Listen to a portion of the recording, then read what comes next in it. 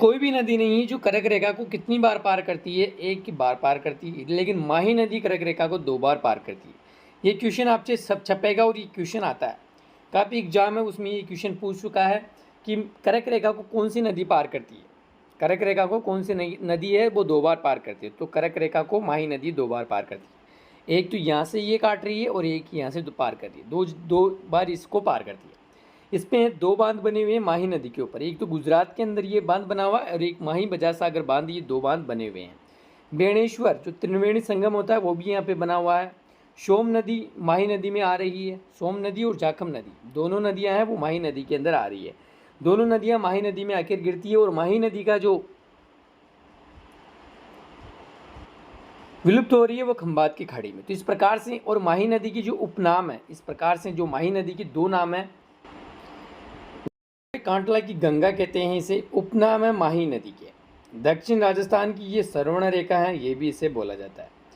तो इस प्रकार से मैंने जो आपको ये मैप बताया है, मैप के डायग्राम की मदद से मैंने आपको समझाने की कोशिश की। अगर आपको ये फिर भी समझ में नहीं आया तो कोई दिक्कत की बात नहीं है, मैंने वैसे आपको सरल तरीके से इसमें समझाया। नीचे आपको क्वेश्चन भी मिल जाएंगे, इस प्रकार से आप यहाँ पे देख के भी अच्छे से पढ़ सकते हैं। अब देखो माही नदी है, ये माही नदी की फ़ोटो है। माही नदी की लंबाई है 583 किलोमीटर। ये नदी कर्क रेखा को 2 बार पार करती है, जो मैंने आपको डायग्राम में बताया है। माही नदी का राजस्थान में जो लंबाई है वो है 171 किलोमीटर लंबाई है। जो बांसवाड़ा के बोरखेड़ा ग्राम के पास माही बजाज सागर बांध वो बनाया गया है, मैंने डायग्राम में आपको बताया है कहाँ पे ये बांध बनाया गया है। माही नदी खंबात की खाड़ी में गिरती है।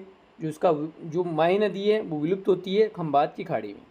ये नदी ये 3 राज्यों से होकर गुजरती है, जिसमें मध्य प्रदेश हो गया और राजस्थान गुजरात, 3 राज्यों से होकर ये गुजर रही है। ये भी आपको याद रखना है। आगे चलते हैं, इनकी जो एमसीक्यू क्वेश्चन है वो भी देख लेते हैं। कर्क रेखा को 2 बार पार करने वाली नदी है माही नदी। माही बजाज सागर बांध बनाया गया जो बांसवाड़ा की बोरखेड़ा ग्राम के पास। माही नदी की सहायक नदियाँ हो गई सोम हो गई, जाखम हो गई, अन्नास हो गई, ईरू हो गई, चाप हो गई, मोर्रे हो गई, मोरेन, पनाम हो गई और हरन हो गई। ये इनकी सहायक नदियाँ हैं। माही नदी का उद्गम कहाँ से होता है? सरदारपुरा के निकट विंध्याचल की जो पहाड़ियाँ हैं मेहद झील से इसका उद्गम होता है। वागड़वे कांटल की गंगा कहते हैं माही नदी को, और दक्षिण राजस्थान की श्रवण रेखा भी कहते हैं माही नदी को। तो माही नदी की ये है इंपॉर्टेंट जो भी क्वेश्चन है, ये बनाए गए जो भी क्वेश्चन बने हैं माही नदी की, जो मैंने यहाँ पे आपको बता दिए हैं। आगे बात करते हैं बनास नदी की। जो बनास नदी उसकी बात करते हैं, बनास नदी के बारे में ये डायग्राम बनाए हैं। देखो बनास नदी का उद्गम होता है खमनोर की पहाड़ियों से, इसका उद्गम होता है। और ये बनास नदी का उद्गम होता है और ये जाती है चंबल में मिल जाती है, चंबल में रामेश्वर में ही मिल जाती है। माही नदी का बनास नदी का उद्गम होता है खमनोर की पहाड़ियों से होता है और चंबल में जाके मिल जाती है। जिसमें से इसके ऊपर जो भी नदियाँ इसमें आ रही है माही नदी के अंदर, बनास नदी में, माही नदी नहीं बनास नदी में आके ये जो नदियाँ गिर रही है, सबसे पहले कोठारी नदी है वो यहाँ से आ रही है जो माही में बनास में गिर रही है। खारी नदी हो गई वो भी बनास में गिर रही है। ढाई नदी है वो भी बनास में गिर रही है। और राजमहल टोंक है, राजमहल टोंक है, विशलपुर टोंक बांध बना हुआ है वो है टोंक के अंदर, विशलपुर बांध, जहाँ से पानी की सप्लाई होती है जयपुर अजमेर ज़िले के अंदर, विशलपुर बांध से। मोरेल नदी है वो भी इसमें आ रही है बनास नदी में।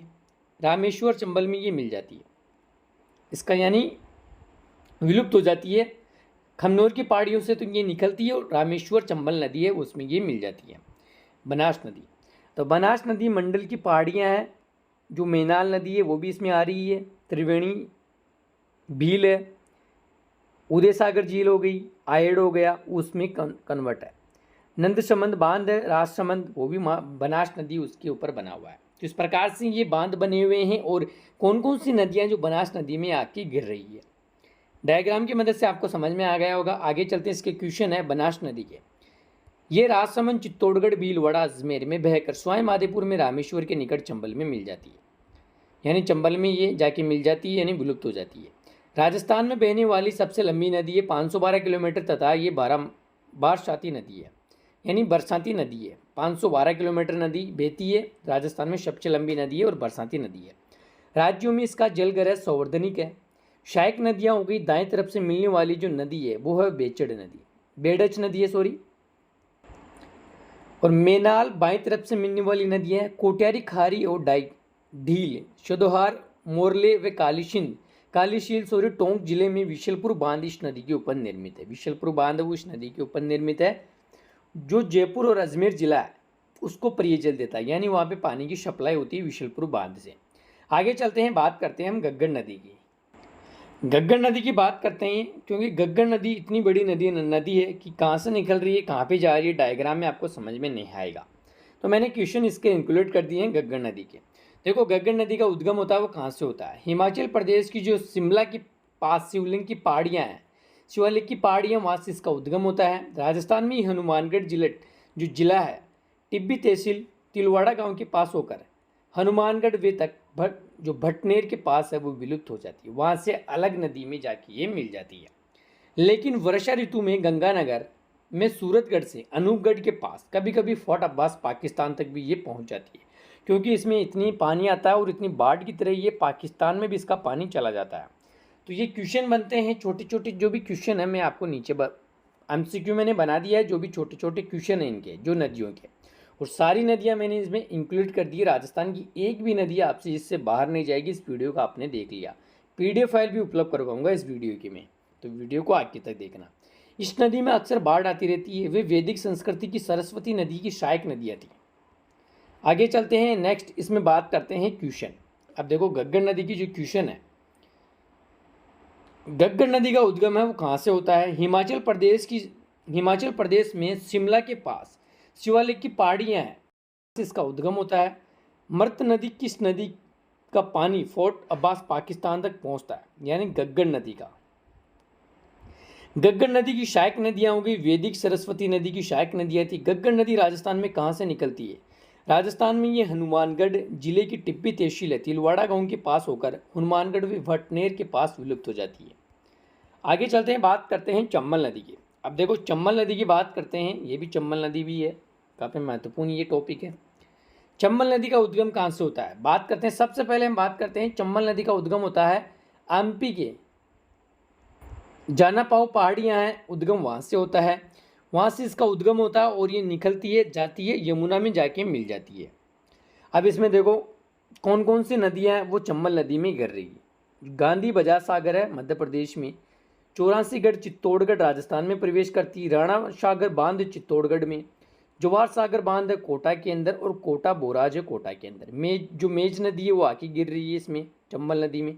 काली सिंध नदी आ रही है इसमें, जो काली सिंध नदी में आहा और परवन नदी दोनों काली सिंध में गिर रही है, और काली सिंध है वो चंबल में आके गिर रही है। जिसमें हरिश्चंद्र बांध है वो कोटा के अंदर बनाया गया है, ये भी आपको याद रखना है। पार्वती नदी हो गई, सिर्फ नदी हो गई, और बनास नदी भी चंबल नदी में आके गिर रही है। खमनोर है बनास नदी वो चंबल में आके गिर रही है। तो चंबल नदी का जो विलुप्त होती है चंबल नदी वो यमुना में जाके मिल जाती है। इस प्रकार से ये डायग्राम है। आगे चलते हैं, चंबल नदी की जो क्वेश्चन है, चंबल नदी का उद्गम है वो कहाँ से होता है? मध्य प्रदेश के इंदौर जिले के महू के निकट विंध्याचल की जो जानपाव की पहाड़ियाँ वहाँ से इसका उद्गम होता है। बहुचेतर है उद्गम स्थल में 320 किलोमीटर उत्तर में बहने के बाद ये मध्य प्रदेश के मंदसौर जिले में ये राजस्थान की 84गढ़ MP के निकट प्रवेश करती है तथा दक्षिण पूर्व राजस्थान चित्तौड़गढ़ कोटा बूंदी सवाई माधोपुर करौली धौलपुर में बहती हुई उत्तर प्रदेश में इटावा के निकट यमुना में जाके ये मिल जाती है चंबल नदी। ये नदी है कहाँ से कहाँ निकल रही है, कहाँ पे जाके गिर रही है और कहाँ पे ये लुप्त हो रही है, पूरी मैंने आपको डायग्राम में समझाया है। फिर भी समझ में नहीं आ रहा, अच्छे से देख लेना, और ये क्वेश्चन से आपको वहाँ पे नहीं आ रहा तो क्वेश्चन से समझ में आ जाएगा। ये सवाई माधोपुर से धौलपुर जिले तक राजस्थान में मध्य प्रदेश की सीमा 252 किलोमीटर के लंबे बनाती है। चंबल यमुना की मुख्य सहायक नदी है। चंबल है यमुना की मुख्य सहायक नदी है। चंबल 3 राज्यों में मध्य प्रदेश, राजस्थान, उत्तर प्रदेश में बहती है। चंबल है वो 3 राज्यों में बहती है, ये भी आपको याद रखना है। मध्य प्रदेश हो गया, MP, राजस्थान हो गया, और उत्तर प्रदेश UP। सहायक नदियाँ हो गई सिवान, रेतम और सिरपा, ये 3 नदियाँ सहायक नदियाँ चंबल नदी की। राजस्थान में आलिया, परवन, बनास, कालीसिंध, पार्वती, ब्रह्मानी और कुर्ला मेजा। छोटी कालीसिंध जो नदियाँ बेसरोडगढ़ के निकट चूलिया जलप्रपात है। अब चंबल नदी उसकी जो क्वेश्चन है MCQ 5 क्वेश्चन बनते हैं हर नदी के, क्योंकि वो अलग से मैं बनाता हूँ ताकि आपको अच्छे से समझ में आ सके, ताकि जो चंबल नदी उसमें अलग अलग जो क्वेश्चन बनते हैं ना वो मैं आपको यहाँ पे देता हूँ। इम्पोर्टेंट जो क्वेश्चन होते हैं ये आपके एग्जाम में आने की 100% चांस रहते हैं यहाँ से। ये क्वेश्चन जो मैं बताता हूँ आपको 5 चीज जो क्वेश्चन बनते हैं इंपॉर्टेंट। अब चंबल नदी का उद्गम वो कहाँ से होता है? मध्य प्रदेश के इंदौर जिले के महू के निकट विंध्याचल की पहाड़ियाँ होंगी, जानपाव की पहाड़ियों से। चंबल नदी राजस्थान में कितनी किलोमीटर बहती है? 322 किलोमीटर। चंबल नदी किन राज्यों से होकर गुजरती है? मध्य प्रदेश, राजस्थान, उत्तर प्रदेश। बारामासी नदी किस नदी को कहते हैं? चंबल नदी को कहते हैं। ये भी आपसे क्वेश्चन बनता है। चंबल नदी की कुल लंबाई है 1051 किलोमीटर। किस नदी पर बेंस रोड गढ़ और जूलिया जलप्रपात बना हुआ है? चंबल नदी के ऊपर। ये भी आपको याद करना है। आगे चलते हैं, बात करते हैं लूनी नदी की। अब लूनी नदी का मैंने डायग्राम बनाया है, जो मैप बनाया है उसके हिसाब से हम समझते हैं। अजमेर की जो नाग पहाड़ियाँ हैं वहाँ से इसका उद्गम हो रहा है। गुजरात के कच्छ में रण में ये विलुप्त हो जाती है। अजमेर की नाग पहाड़ियों से ये निकलती है और गुजरात में जाके ये विलुप्त हो जाती है।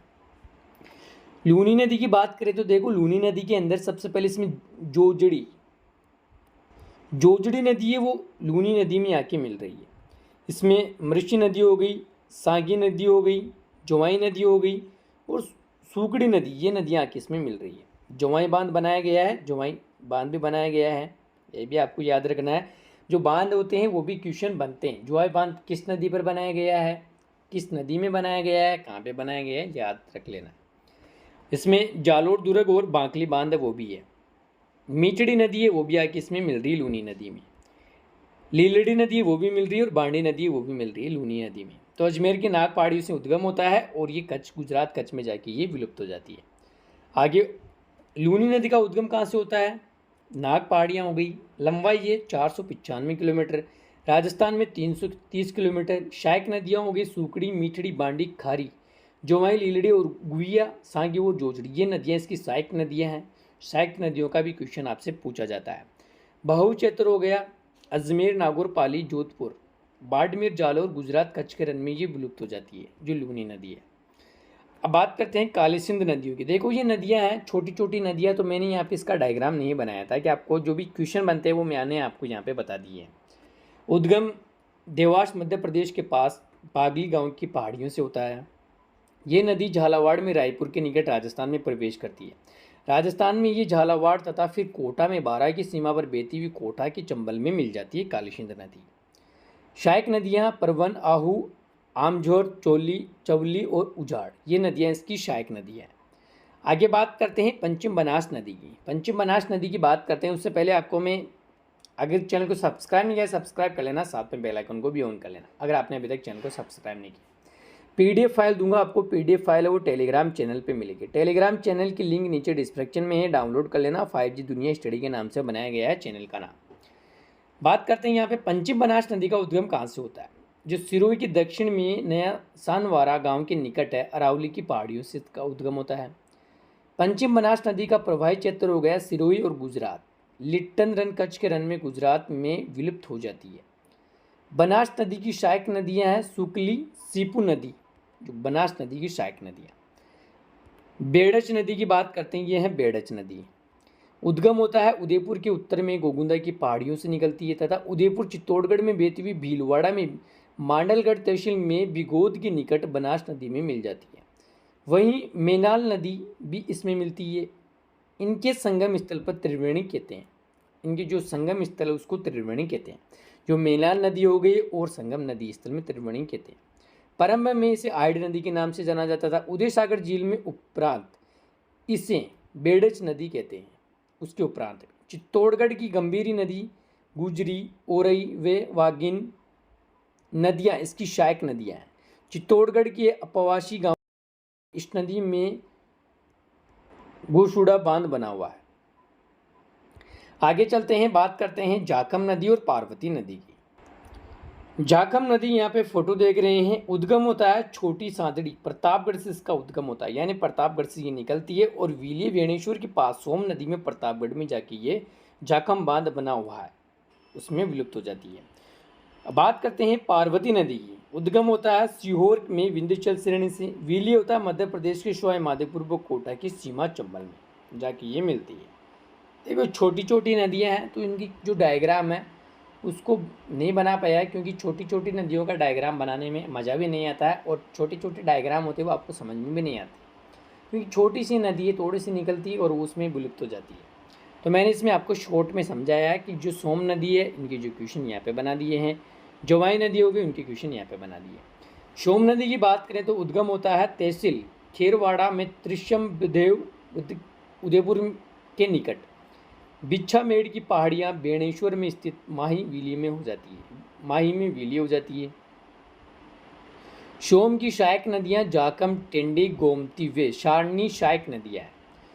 जवाई नदी की बात करते हैं, उद्गम होता है बाली और पाली की गौरियों गांव की पहाड़ियों से।